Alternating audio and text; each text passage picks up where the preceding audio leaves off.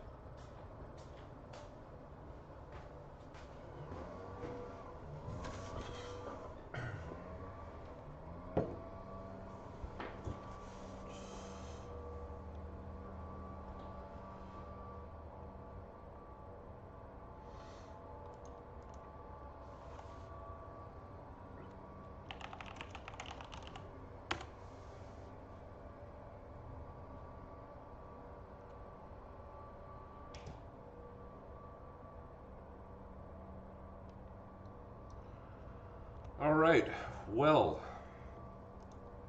let's begin.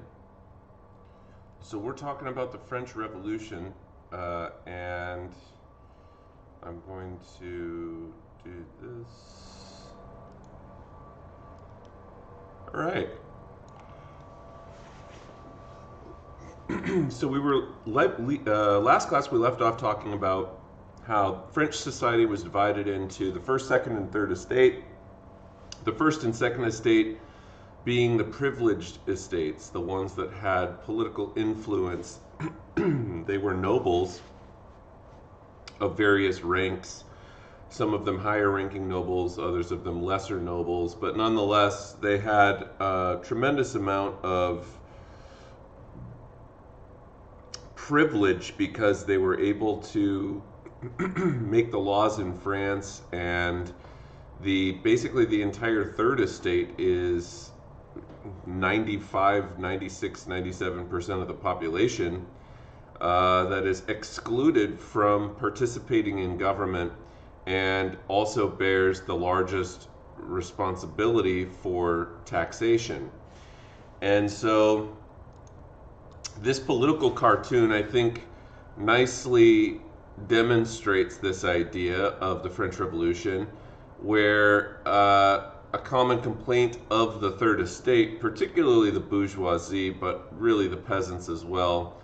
Peasants felt that they carried the financial weight of the clergy and nobility upon their backs. So you can see this poor elderly man, this peasant, hunched over, carrying on his back a member of the clergy, the first estate, and a member of the nobility, the second estate.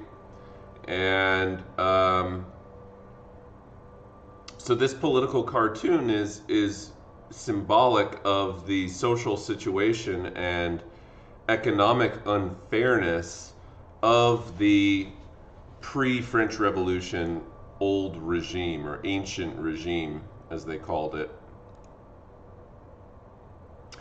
Here you can see some traditional apparel of members of the three estates. The clergy, the first estate, is on the left. The second estate is in the middle, the nobles. And the third estate is on the far right, wearing the darker black clothing. Now, an interesting point to mention about this is that the clothing worn by the estates was actually regulated by law. And if you were a member of the third estate and you were caught wearing noble clothing, you could actually be put to death for that. They took it very seriously. you were not allowed to wear clothing or, you know, various items outside your estate. You know, if you were a third estate member and you decided, well, I'll just dress up like a noble, you could be severely punished for that. It was they took it very seriously, and here you can see a gentleman of the third estate with his family. This is just to show you that while you know, the third estate is in some sense you know, barred from being able to participate in government and unfairly treated, you could still be relatively well off in the third estate if you were a bourgeoisie member, not member, but a part of the bourgeoisie. And the bourgeoisie is really the group that is demanding more political and economic power during this era. They resented the first and second estates, who of course held all of the political power, you know, in France. And so they wanted a reduction of those privileges for the nobility and tax relief for themselves. The bourgeoisie also hated something known as the lettre de cachet. And what the lettre de cachet was is it's the government could basically imprison anyone without charges or without a fair trial. And because of that, of course, it could be used unfairly against third estate or bourgeois members. And the bourgeoisie, you know, challenging the authority of the first and second estate could find themselves very easily at the whim of the government, who could just basically put them behind bars without due process. So it makes it particularly difficult to challenge the state of affairs in France. And you know, the other side of it is that, you know, when we think about the Enlightenment also was one of those things that had to be kept kind of underground. Pardon me. Because of those, you know, we've learned about those salons and stuff. The salons had to be held underground because it was very easy, if you were a Enlightenment thinker who was being critical of the state of affairs in France, you know, the nobility or the clergy or whatever, as for example Voltaire was, you could just be put in jail. And Voltaire indeed found himself in jail many, many times for being too critical of the church or the government. And so the bourgeoisie doesn't like that lettre de cachet. Causes of the French Revolution, long-term causes: a breakdown of the old social order, what was known as the ancient regime. Okay, the ancient regime. And they were, of course, very heavily influenced by the American Revolution. We talked about that last class. Many French soldiers had served in America during the American Revolution. And the French bourgeoisie and lower nobility were also somewhat intrigued by American ideals of liberty and the establishment of a Republican-style government. There was massive French aid that was sent to the Americans, and this increased France's already huge debt. You know, the thing that's so unusual about the relationship between the American Revolution and the French Revolution is that on one hand, the American Revolution inspires the French Revolution. On the other hand, there's a direct economic cause to the start of the French Revolution because of the um, the French, they really didn't stand to gain much from participating in the American Revolution. They really just only joined the war to stick it to the British. And when they joined the war, it of course is expensive for them to participate in the conflict. And because they already had all of that debt from the 7 Years' War that they still hadn't reconciled or recompensed,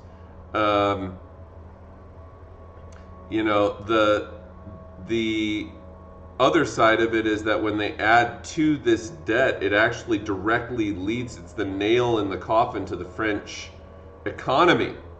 And by the time that we get to about 1787, 1788, the economic situation in France is becoming increasingly dire, and ultimately they actually get cut off by creditors. In other words, the entire nation of France is no longer creditworthy. All the lenders in, say, the Dutch Republic or Switzerland or wherever else that had been lending France money, they cut France off. It's the nation of France. I mean, think about how much debt that you'd have to go into for a nation, an entire nation, to be cut off from lenders. You'd have to be in exorbitant amounts of debt. So, increased criticism of the French government was spurred by rising expectations of the Enlightenment. So these are some other long-term causes, right? You've got the ideas of Locke, Montesquieu, and Rousseau that were increasingly popularized during the Enlightenment, during the mid-1700s, 1750s, 60s, and 70s. Laissez-faire ideas of Quesnay and Adam Smith were popular amongst the middle class. Criticism of government corruption and aristocratic privileges because of the number of different ways in which the First and Second Estate were able to kind of skate by, and basically all administration of the law, execution of the law, and following of the law, or discretion about laws being followed, it lies with the nobility, and that means that they're going to be extremely likely to give in to corruption. And corruption, if you don't know what that is simply just when things are being manipulated to serve people in power, and it's not fair, and so on. And there's a lot of examples of political corruption throughout history. Divine right. So people basically, by the time that we get to the Enlightenment, you have to understand we're now in the 1700s, and because we're in the 1700s, people are not quite as religious as they used to be. They're still religious, I guess, but especially in the more educated segments of society, there's a definite. Just to be honest with you about the relationship between religion or religiosity and education, it tends to be the case that the more educated a person becomes, the I hate to say it this way, but the better educated a person becomes, generally speaking, the less religious they become. Religiosity and education, there's kind of an inverse relationship there. As one goes up, the other goes down, sort of a thing. and and not in all cases, obviously. There's brilliant people in the world who are religious, and I'm just speaking as kind of a general guideline. The upper educated classes of the bourgeoisie in France, who were students of the Enlightenment, had become increasingly critical of religion, in part because the entire cornerstone of the scientific revolution, which preceded the Enlightenment, was about challenging a universe that people had previously believed was completely defined by, God. It was defined by divine intervention, and divine right is one of these religious ideas that had for centuries brought stability to society, because people more or less kind of went along with this belief that God gave kings the power to rule. And that idea, after the Enlightenment starts to become popularized, seemingly doesn't really fit well with a lot of intellectuals anymore. Increasingly, people are looking at this kind of idea of God choosing people to rule, and then looking around and seeing how foolish some of the people who were rulers were, seemingly got people thinking about, like, it doesn't seem fair that I can work my tail off my whole life, go to college, become a lawyer, whatever, like Maximilian Robespierre did, and then not be able to participate in government and have a say in what goes on in not only my own life, but the life of my other French nationals. And so, anyhow, so this kind of increased understanding and embracing of Enlightenment principles was another long-term cause of the French Revolution. Another long-term cause would be that the three estates did not reflect the realities of wealth and ability in French society, and it kind of relates to what I was just talking about. You could have been immensely intelligent, immensely talented, skilled, okay, really, really knowledgeable, and it wouldn't have mattered. It wasn't a meritocratic system. We want to live in a meritocratic society. What that means is that people achieve positions of higher rank, higher power, higher authority based on their ability, based on their merit, okay? You don't want to have a situation where just because you're, for example, like a multi-billionaire or something like that, you can just break the law and do whatever you want, or become president or whatever else. Okay, you don't really want to live in a society where it's not meritocratic. And the French society was exactly that. It's extremely unfair. And the people who hold all of the power basically are just lucky to have been born into families that were already nobles and already had land and political clout. And so, anyhow, historical interpretations of the French Revolution, there's kind of a couple of different ways that we could view it. The traditional view is it's like a rising bourgeoisie versus a rising aristocracy, or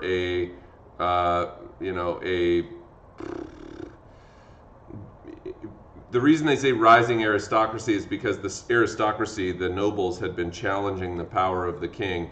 And so that's kind of the traditional view, is that you had this power struggle. But the more recent view that some historians have started to, analyze the French Revolution through is that the bourgeoisie and the aristocracy formed two parallel social ladders that kind of joined at the top, where both groups, instead of fighting against one another, really both groups were frustrated with absolutism, and both groups had a vested interest in seeing certain changes to the system. So that's kind of an interesting way of looking at it, because one pits the bourgeoisie against the aristocrats, the aristocracy. The other basically says that they're kind of parallel ladders joined at the top, meaning that both groups were frustrated, and they each had their own vested stake in seeing reforms made that would bring either group more power, socially and politically and economically. All right. The immediate causes of the French Revolution. So, financial management of King Louis XVI during his reign. Basically, France was in this situation where they had it was kind of a perfect storm of sorts. There were a lot of things going on in France at this time that were creating major problems coming down the pike. And the guy that is in charge of France at this time, the guy that is on watch, is probably in some sense the worst person you could have hand selected for the job. And it's King Louis XVI. France was nearly bankrupt already, even within the first probably 5 years of King Louis XVI's reign. Half of the French budget went to paying interest on debt. So if you don't know what that means, when you take out a loan from the bank, let's say that you borrow $100,000 from the bank, they will charge you interest. And depending on how good your credit is, if you get a nice low interest rate, that's good, because that means that as you pay the money back, you're not paying back, you're paying back more than what you borrowed, but it's not that much more than what you borrowed. If you have a high interest rate, okay, as the French did during this time, it means that every time that you make a payment, if your interest rate is really high, you're never really making any progress against the original amount that you borrowed, because you have to pay so much in interest that you never make any progress towards paying down your loan. And so half of the French budget every year was going to paying just interest on debt that they already had. The government could not declare bankruptcy, though, because as in the past, aristocratic and bourgeois creditors would not allow the government to declare bankruptcy. But one major difference between England and France is that France, unlike England, does not have a central bank. They don't use paper currency, and they don't have any means of creating credit for themselves. And because of this, the French financial situation is becoming increasingly bleak as they approach the end of the 1780s, particularly after the American Revolutionary War comes to an end. The government became increasingly dependent on the poorest classes in society, the peasants, for revenue, because 80% of the population of France was peasantry. And even though the peasants are being taxed to the absolute max, okay, they're really being pushed to the very limit of their ability in terms of taxation, the government nonetheless still has to fully rely on every single red cent that they can pull from the pockets of peasantry in France, as well as everybody else in the Third Estate. Businessmen and merchants attacked France's state-controlled mercantilist economy for its restrictive features. Remember that France is still very, very mercantilist, very top-down regulatory in terms of its economic practices at this time. And inflation, which is, if you don't know what inflation is, think of it this way. Inflation's very easy to understand. When you when you blow up a balloon, you are inflating a balloon because you are putting more air into the balloon. Okay, you're putting more air into it, and that inflates the balloon. If you're talking about an economy, what inflation is talking about is putting more dollars, for example, into the economy. What this does is it means that more money is circulating around, all right? More dollars are circulating around, but it also means that because more dollars are circulating around, those dollars lose a little bit of value because there's more of them. The more money that you pump into the economy, the less scarce that money becomes. And you can get into some situations, as France did and as other places have throughout history, where if you pump too much money into the economy, it can result in inflation happening, where the money becomes less valuable. And when the money becomes less valuable, that means it takes more of that money to buy the same stuff. So to give you an example, inflation naturally happens over time just because that's how economies work. Inflation, we don't like inflation necessarily, but inflation just naturally happens over time. There's kind of no way of avoiding it. And so, to give you an example, when I was in high school, like a fast food meal, right? If I was to go up to like McDonald's and get a value meal or something like that, it was probably like $5, $6 maybe, okay, at most.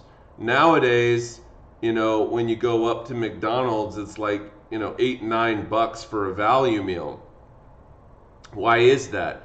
It's because in order to buy the same thing, you still get the same thing, okay? It doesn't matter what, when I was in high school, it was still a quarter pounder with cheese, fries, and a Coke. You're still getting the same thing, okay? But now, when I buy that, I have to use twice as many dollars to purchase it because there's more dollars circulating around in the American economy. And so the value of them is a little bit less, and it takes more of them to purchase the same goods, right?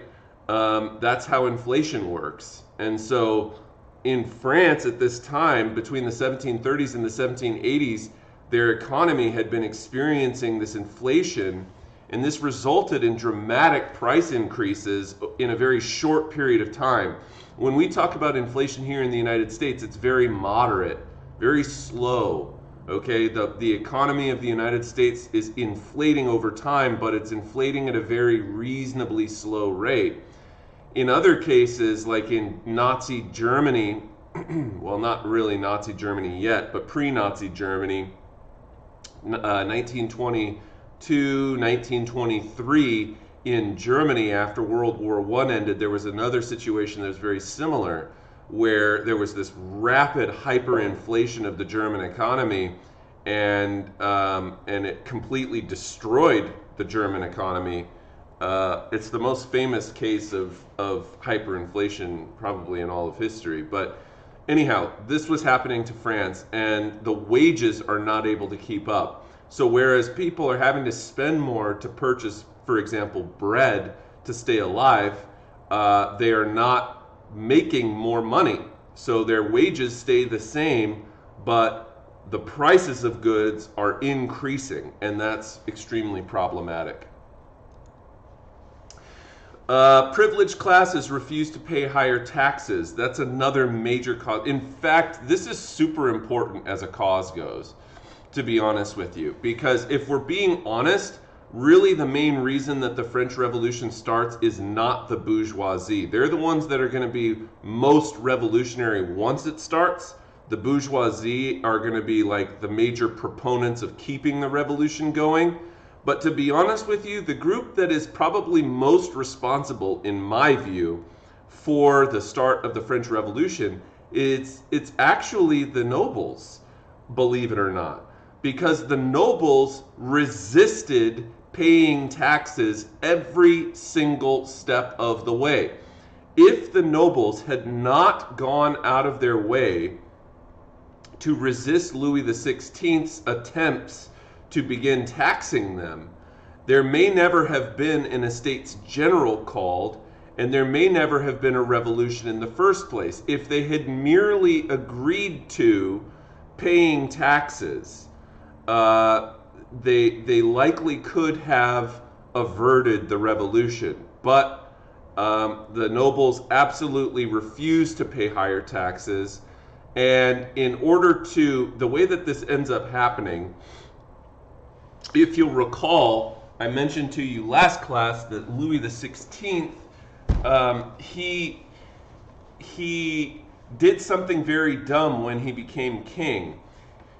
He could have put the blame on Louis XV, his grandfather. He could have put the blame on him for cracking down on the nobles at the end of his reign and then just kept things the same. You know, he could have done that, but he didn't. He got rid of that docile parliament, and he fired René Malpeau. And in doing those two things, what Louis XVI ends up doing is creating a situation for himself where he thinks that he's going to have the favor of the nobles on his side, because he thinks, oh, well, if I give the nobles a little bit, if I give them back the Parlement de Paris, okay, the Parliament of Paris, maybe they'll be on my side and be more willing to, help me out as I rule France. But that was exactly the opposite of what would happen, because what ended up happening, of course, is when he gives them more authority back, they're not going to use that authority to be his buddy. They're going to use that authority to try to stop any attempts that he makes against the nobles to tax them more or what have you. And so when Louis XVI goes to the nobles and he says, hey guys, France is basically bankrupt. We need some more money. I was thinking maybe you guys would, since you don't pay anything in taxes, maybe you guys could pay some taxes. And they basically look at him, they're like, are you an idiot? No way, we're not paying any taxes at all. They laugh him out of the room. So what he does is he summons this thing called the Assembly of Notables, which was kind of a meeting of various noble figures and clergy members and stuff like that. And he's hoping with this Assembly of Notables, by calling in some of the higher ranked nobility and clergy members, that he would be able to convince them to pay taxes. And the nobles refuse the king's proposal and actually instead demand that in order to get something like this passed, that he would have to call something called the Estates General Meeting. Now, what is the Estates General Meeting? The Estates General Meeting is basically a meeting that had not been called by the French nobles in 175 years.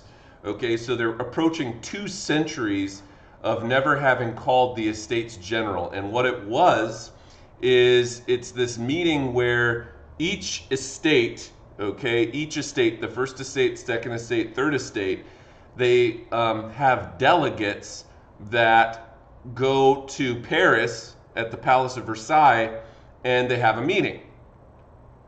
Okay, they have a meeting, and so they go to maybe it's not at the Palace of Versailles, but they go to Paris and they have a meeting. I think it's actually at the there's an assembly building in the middle of France. What's the name of it? I can picture it in my head, but I can't remember what it's called. Anyway, they go to this building and they have these meetings there, and these delegates from each of the estates then vote on whether or not they want this whatever issue they are talking about passed. Okay, each estate votes on this. So let me just demonstrate to you how this kind of works, okay? Because it's somewhat confusing. Let me pull up my paint here. Okay, so here's your estate's general meeting, all right? We're going to just draw a little picture here. Here's your estate's general meeting, and the estates meet separately. So here's your, and this is just by accident going to look kind of like a French flag actually, but anyhow, all right, so here's your estate's general meeting, and you've got your group of people here, okay, that meet in the you know, this is like your first estate. Let me grab this. Let's do this. So here's all your people, okay, for the first estate. And they're all meeting in there, okay? And then you've got your people for your second estate, all right? And they're all meeting in here. All right? Here's your second estate. And then you have your third estate. Now the third estate, keep in mind, right? The third estate is like the largest estate by a long shot, right? So when we talk about the first estate is like 1% of the population, okay? Your second estate is like 2% of the population, and then your third estate is like 97% of your population, right? So think about that for a second. And then that stands to reason then that because the third estate is so much larger, they're going to have a lot more delegates.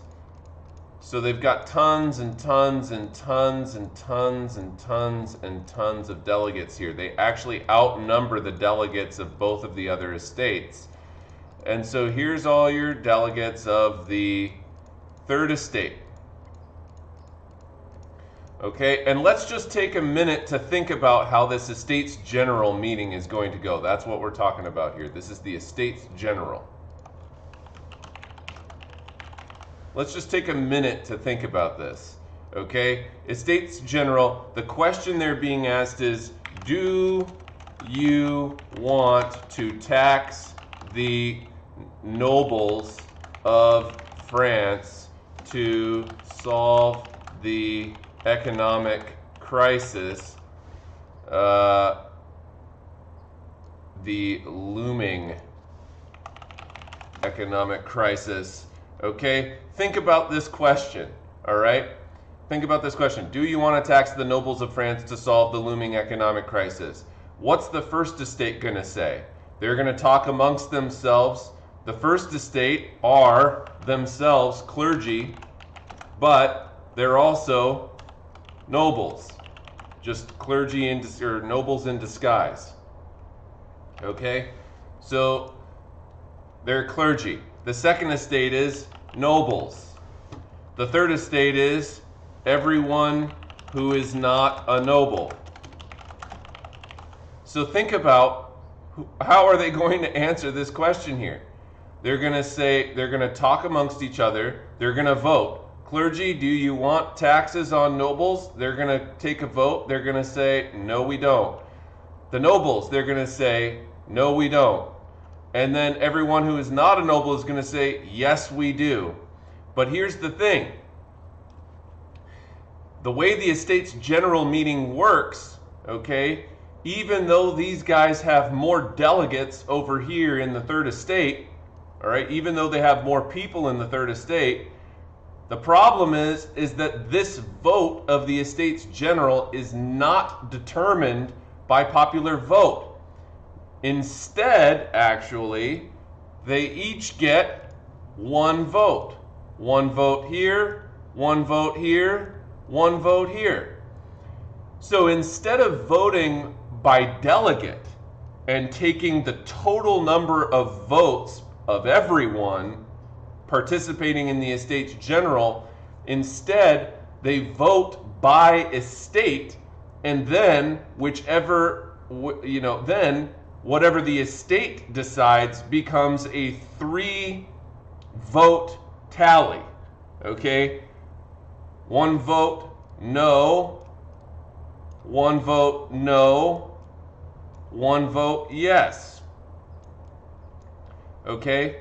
That's going to be the result of this. And when they first met to go into the estate's general meeting, the third estate had said, maybe we should have a new rule implemented where instead of doing 1 vote per estate, what if we did 1 vote per delegate that shows up? And Louis XVI, who you would have thought would have been like, hey, that's a great idea because it stands to reason that I'll have a much better chance at taxing the nobles if we do that. No, what he says is, no, we're going to stick to the original rules of the third estate, and we're going to have 1 vote per estate. What an idiot. Okay? You would think that he would have agreed to that rule change because he's the one who wants to tax the nobles to prevent a revolution from happening. But what do I know? Anyway, so the Parliament of Paris and various other parliaments around France blocked the king's tax increases, and on July 5th, 1788, the king finally consented to calling together the estate's general meeting that we just talked about. And so when we're really looking at it, the revolution was really initiated with a noble tax revolt. Okay, that's really how the whole revolution of France was initiated, was an absolute refusal by nobles to pay more in taxes. And they refuse to consent to it, and they insist that the king calls the Estates General meeting. And that's what happens. And here's the Estates General, the National Library of France. That's where it is. Okay, so Estates General, May 1789. This ancient feudal body represented the 3 estates, and it hadn't been called in 175 years, which is a long time. Election fever swept France in 1788 and 89 as representatives were elected for the first time. And one of the first things that they do when they go to the Estates General back in those days is they come up with what became known as a cahier de doléances. And I'm sure I'm butchering that. But the cahier de doléances is each state was instructed to compile a list of suggestions and grievances. Think of it like as a list of grievances, and then they would present that list of grievances to the king. And so the cahier de doléances was this list of grievances, and they would try and find commonalities between the estates on the list of grievances.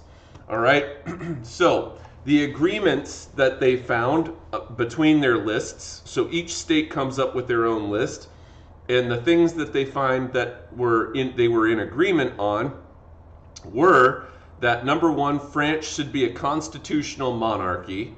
Okay, remember that the initial age de Montesquieu of the French Revolution is one where it's a little bit more moderate, and they're looking at turning France into a constitutional monarchy like Britain was.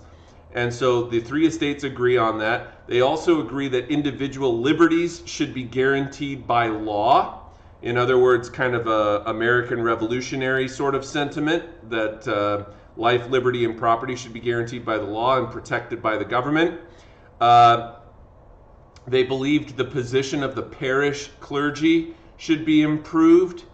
And then they all agreed that internal trade barriers should be eliminated. Remember that France, being very mercantilist, top-down regulatory, they had a lot of tolls on their roads. They had a number of trading something from the north to the south of France on their road system would have cost a fortune, because between all of the different counties of France, there were all of these different restrictions, regulations, tolls, taxes, tariffs, and so on. And so internal trade of France was very stifled by all of these trade barriers, and they were interested in reducing or getting rid of those trade barriers. And the main issue that was dividing the Estates General was the one that I was talking to you about. How should it vote? Each estate was expected to elect its own representatives, and there was a leader of France, a finance minister by the name of Jacques Necker. Jacques Necker. And Jacques Necker convinced Louis XVI to double the representatives in the Third Estate. Jacques Necker was really well liked by the Third Estate. He's an Enlightenment thinker, and had the inner ear of, or had the ear of the king. And so the Parliament of Paris decreed that these estates should vote separately, and this would of course favor the common interests of the First and Second Estates. And the Third Estate, despite having twice as many people, representatives in the Third Estate, they're absolutely furious about it.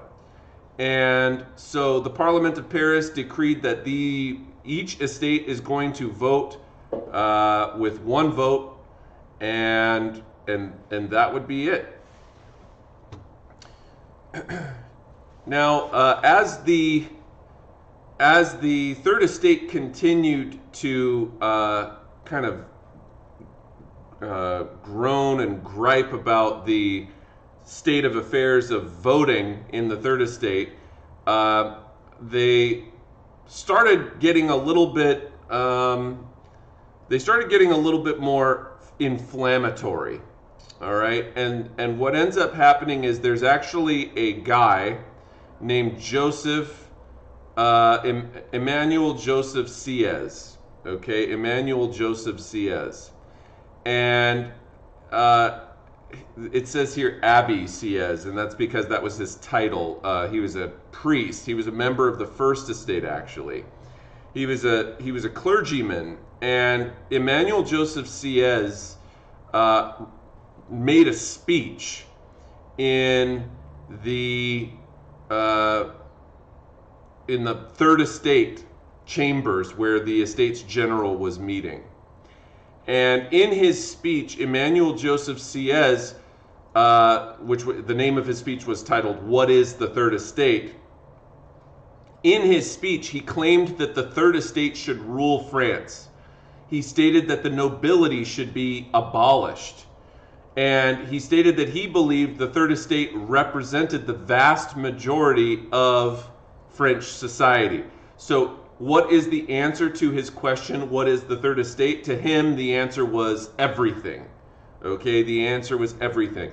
And so he invoked in his speech Enlightenment principles from guys like Rousseau, where he talked about the general general will and the social contract. Okay, Rousseau's version of the social contract, that is. And so it's interesting that Emmanuel Joseph Sieyès is a member of the First Estate, but yet makes this speech in the Third Estate chambers.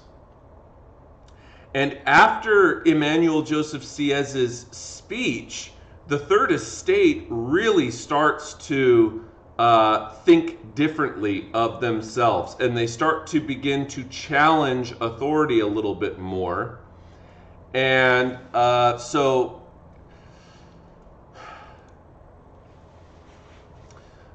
this whole election of the Third Estate delegates and stuff like that happens in the worst depression in 18th century France. There's another, if any a time God intervened to make a situation worse, okay, it was in the French Revolution, because there was this terrible cold snap that came through for about 10 years, France's weather was really wacky, and it was going through this kind of miniature ice age sort of a thing. And the weather was just unseasonably cold for like 10 years straight. And what that does is it kills crops.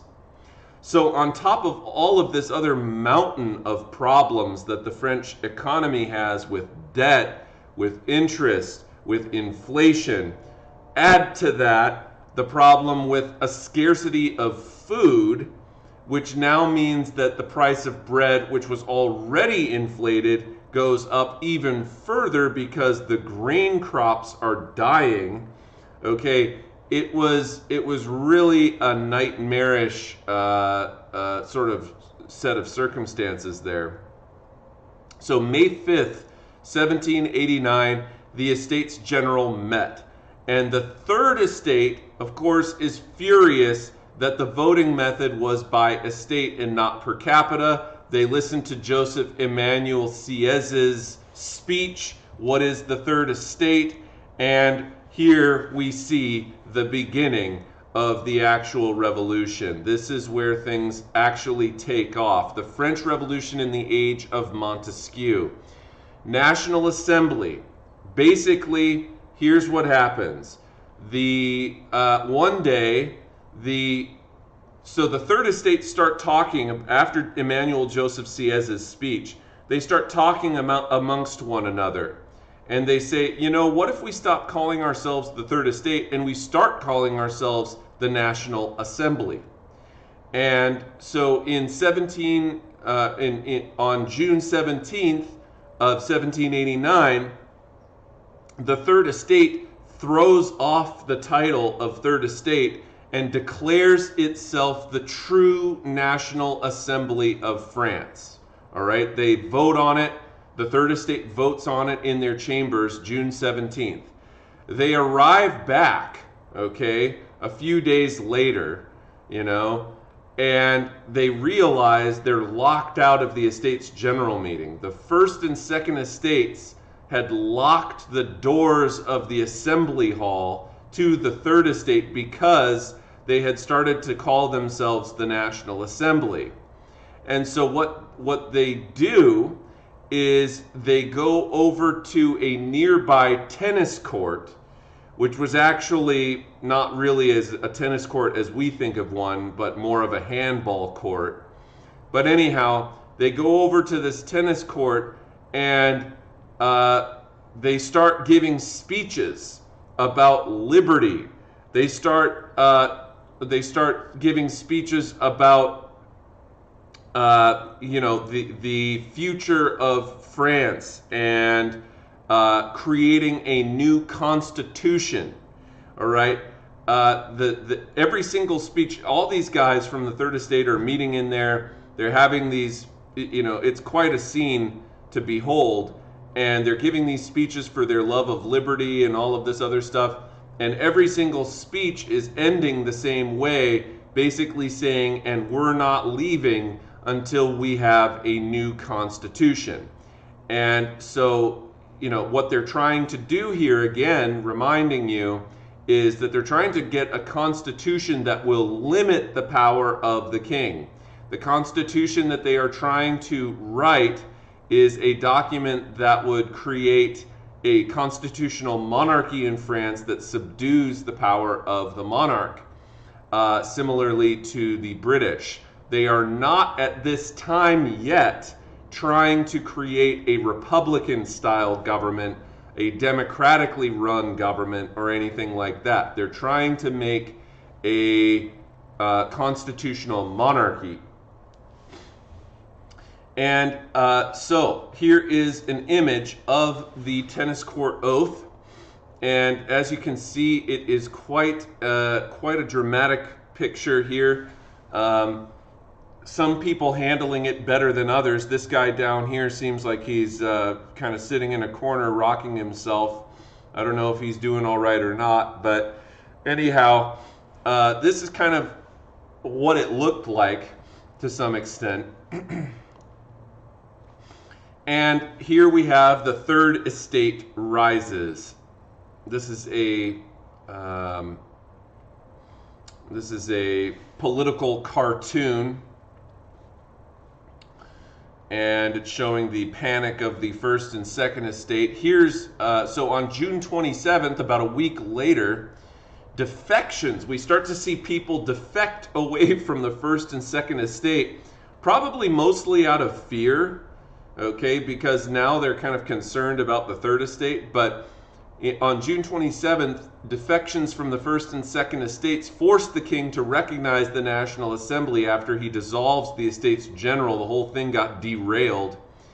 And the National Assembly gets dominated by the bourgeoisie, the wealthy upper middle class folks who were educated and relatively wealthy. They are going to have the most influence in this brand new National Assembly.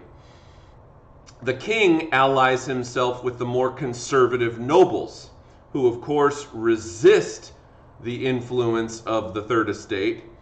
And on July 11th, Jack Necker, who had previously been kind of a hero, finance minister of the Third Estate, he gets removed from office. And this infuriates millions of French people who saw him as an ally among the nobility, because Jacques Necker was a noble and also the finance minister, and had seemingly really cared a lot about the Third Estate and the cause of the revolution. So here's Jacques Necker, the liberal finance minister under Louis XVI, it should say, who sympathized with the Third Estate and oversaw the meeting of the Estates General. His dismissal by Louis XVI in July of 1789 helped provoke what became known as the storming of the Bastille. The storming of the Bastille, here it is. So the Parisian, meaning the revolution in Paris, okay, the Parisian Revolution began in response to food shortages, soaring bread prices. Bread was the staple of the French diet. They had an unemployment rate of 25%. Just to give you a little bit of comparison, that was the same level of unemployment the Americans had during the Great Depression. Okay, so we are talking about significant economic problems here, and really, really high levels of unemployment, as well as fear of military repression. And so the storming of the Bastille happens on July 14th, 1789. It's actually very similar to our 4th of July. Okay, the storming of the Bastille is kind of like France's Independence Day, and it happens just 10 days after ours. And so the storming of the Bastille, now the Bastille was this, what is the Bastille?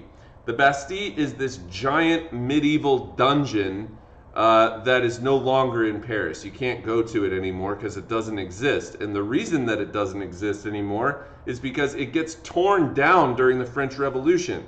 This Bastille, this prison, had been used going all the way back to the Middle Ages.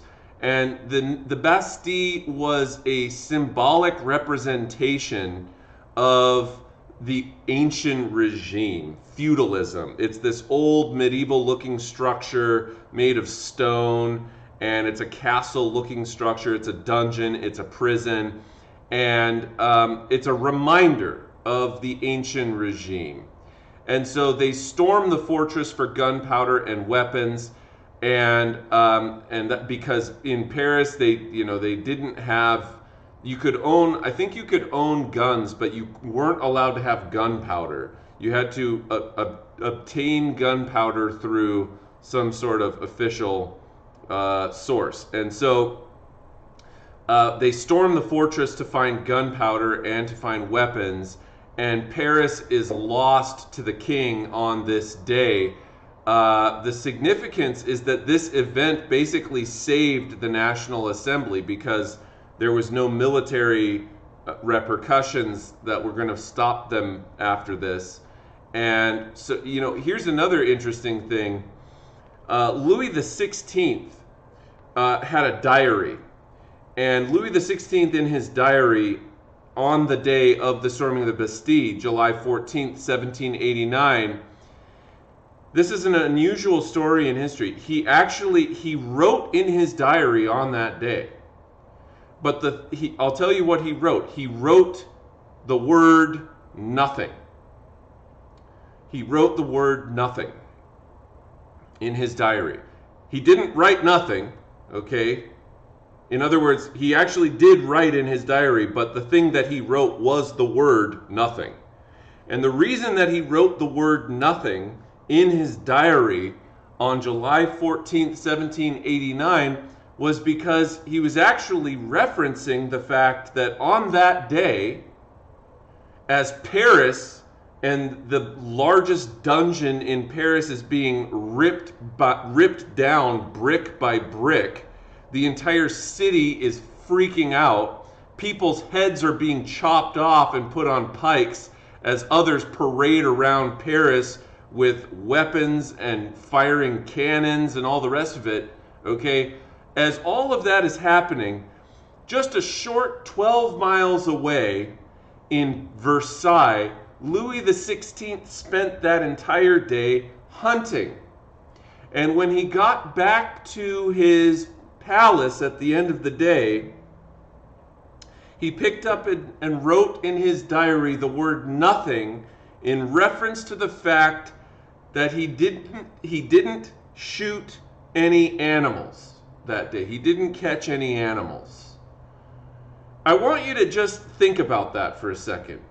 Okay? I want you to think about that for a second because it goes to show you how unbelievably out of touch Louis XVI was during the start of the French Revolution to not even be aware that a revolution was happening just a few miles down the road, okay?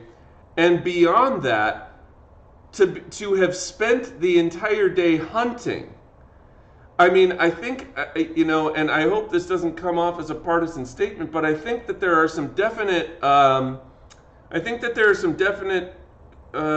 correlations to be drawn between the Capitol riot and a golfing president. You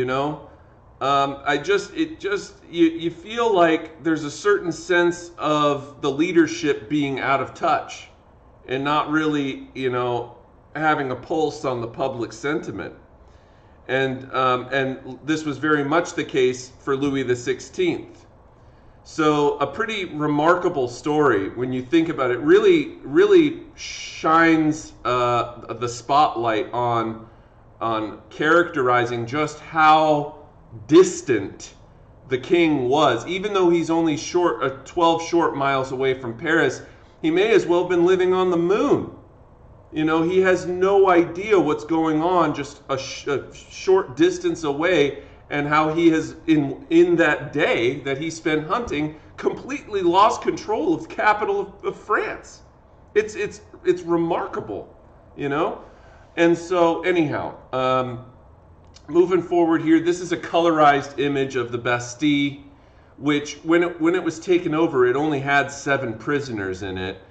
98 attackers and 1 defender were killed during the actual fighting, although some officers of the Bastille were subsequently killed by the angry mob, who, as you can see in this image here, they're carrying around a bunch of these spiked, pointy spears called pikes.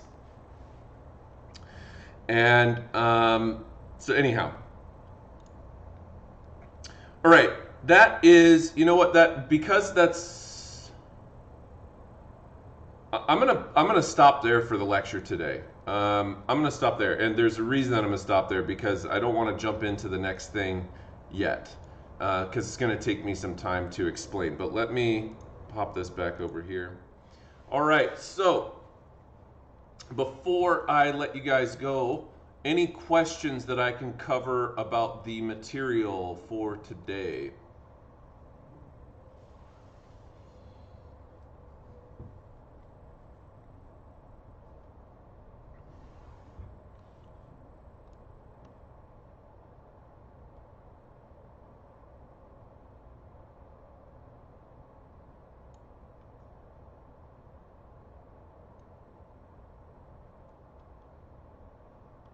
No questions?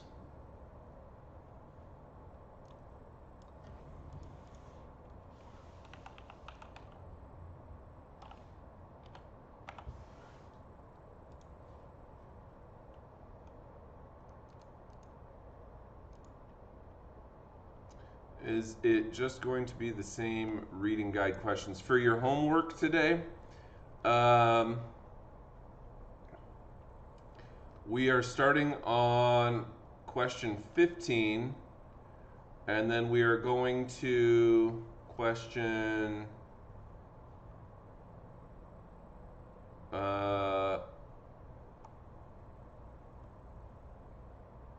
26.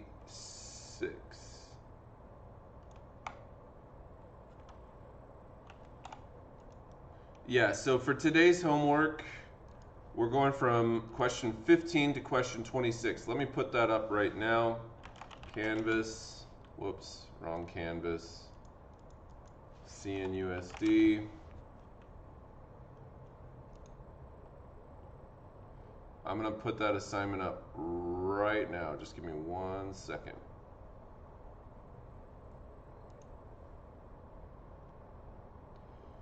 Digital classrooms.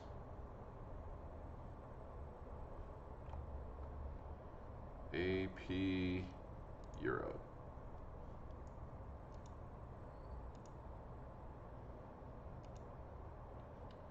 Okie dokie. Chapter 19. Questions 15 through 26.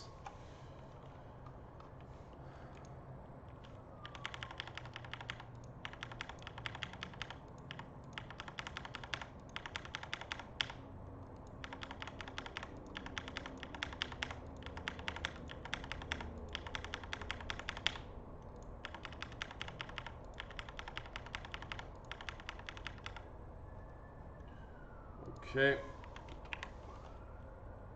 Reading guide, chapter 19, question 15 through 26. Okay, dokie. And then we go down here and make this due. I'll make this due for Friday. Friday at 8 a.m. Available from now. Save and publish. All right. It is posted. Very good. All right, folks. Well, that's all I have for you today. Get that homework done, and we'll see you back on... Oh, and by the way, Baby Mochi says hello, in case you couldn't see him. Here he is.